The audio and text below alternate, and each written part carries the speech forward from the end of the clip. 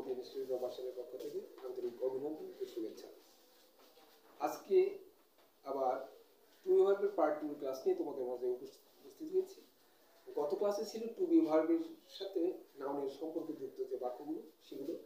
আজকে আনলাম two B ভার্বের শেষে ভার্বের যে সম্পর্ক। এর আগের ক্লাসে ছিল টু বি ভার্বের পরে নাউন দুইবার বসতে পারে, একবার আর্টিকেল দিয়ে এবং একবার প্রিপোজিশন দিয়ে। আর আজকে হলো টু বি ভার্বের পরে ভার্বও দুইবার বসে।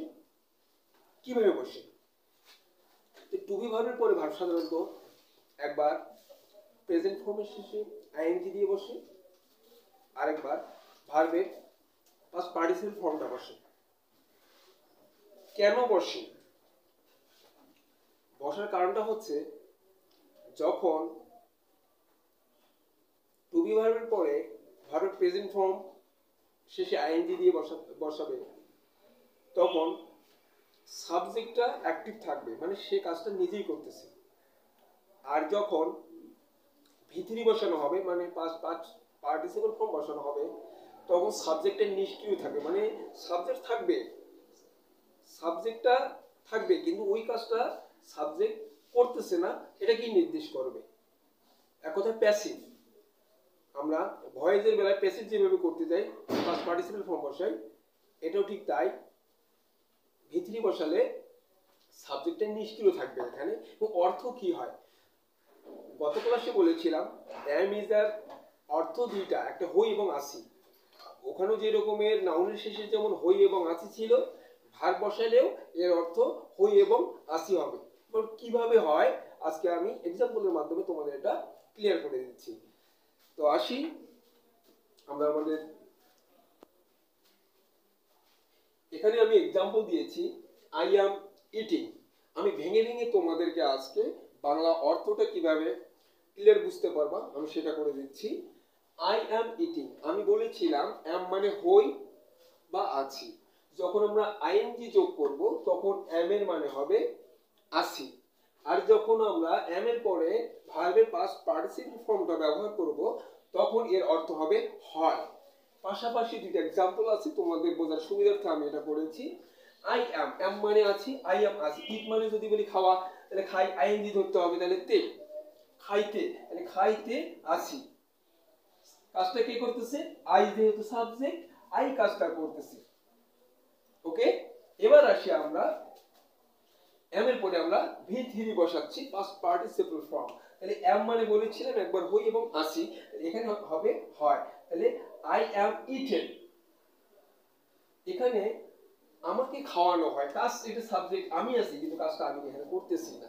এই হলো আইএনজি এবং ভি3 এর ডিফারেন্স। ডিফারেন্সটা হলো সাবজেক্ট এখানে নিষ্ক্রিয়, সাবজেক্ট এখানে সাবজেক্ট নিজে করতেছে না, সাবজেক্টকে কেউ করাচ্ছে। এই প্রেক্ষাপটে টু বি ভার্বের পরে ভি3 বসে। আই অ্যাম ইটিং, আমি খাইতে আছি, আমি নিজেই খাইতেছি নিজ হাতে। আর এটা হবে আই অ্যাম ইটেন, আমাকে খাওয়ানো হয়, স্বেচ্ছায় হোক, জোর করি হোক, ইচ্ছার বিরুদ্ধে হোক। এটাই হলো টু বি ভার্বের পরে পাস্ট পার্টিসিপল ফর্ম বসানোর নিয়ম।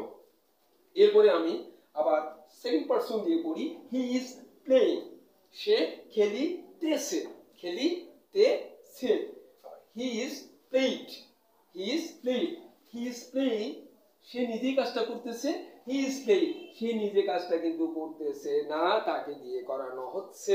এটাই হলো টু বি ভার্বের পরে আইএনজি এবং ভি3 ব্যবহারের ডিফারেন্স। আর ইজ বা যে আর অক্সিলিয়ারি ভার্বগুলো সময়টাকে নির্দেশ করবে। এটা আই ওয়াজ প্লেইং, আমি খেলতেছিলাম। ওয়াজ মানে ছিলাম, ওয়াজ মানে ছিলাম ধরি, প্লে মানে খেলা, আইএনজি মানে তে, তাহলে খেলতেছিলাম। I was played, I was played নিষ্ক্রিয়, আমাকে খেলানো হয়েছিল, আমাকে খেলানো হয়েছিল। জোর করে হোক, যেভাবেই হোক, ইচ্ছার বিরুদ্ধে হোক। এখানে সরাসরি সাবজেক্ট আইটা এখানে নিষ্ক্রিয়। এরপরে আমরা আসি আরেকটা সময় নিই ফিউচারকে। আই শেল বি প্লেইং, আমি খেলতে থাকবো। শেল বি মানে থাকবো, থাকবো।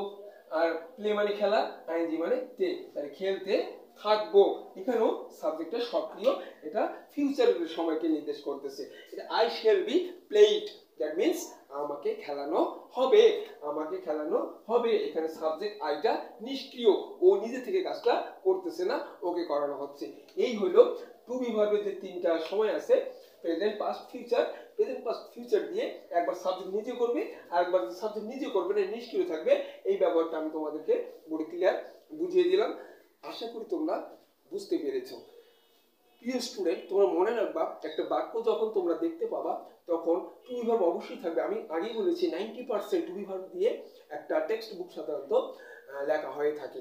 যখনই তোমরা টু বি ভার্ব গুলো পাবা, চিন্তা করবা to be verb am, is, are, was, were, shall be দিয়ে পরে কি আছে। একবার নাউন থাকতে পারে আর্টিকেল দিয়ে, একবার থাকতে পারে প্রিপজিশন দিয়ে, অথবা ভার্ব থাকতে পারে একবার আইএনজি দিয়ে আর একবার V3 দিয়ে। যখন আইএনজি দিয়ে থাকবে তখন থাকবে সাবজেক্ট নিজে করতেছে, যখন V3 থাকবে তখনই ধরে নিবা সাবজেক্ট নিষ্ক্রিয়, সাবজেক্ট এখানে কাজটা করতেছে না। তো আশা করি তোমরা আমার এই ক্লাসটা ক্লিয়ার বুঝতে পেরেছো। নেক্সট আবার তোমাদের জন্য নতুন নতুন ক্লাস নিয়ে আমি তোমাদের মাঝে উপস্থিত হব। যারা এখন পর্যন্ত আমার চ্যানেলটি সাবস্ক্রাইব করেনি তারা সাবস্ক্রাইব করে পাশে থাকা বেল আইকনে ক্লিক করে নিন, সাথে সাথে সবার আগে আমার চ্যানেলটি পাওয়ার জন্য বা আমার ভিডিওটি পাওয়ার জন্য ধন্যবাদ সবাইকে। আসসালামু আলাইকুম।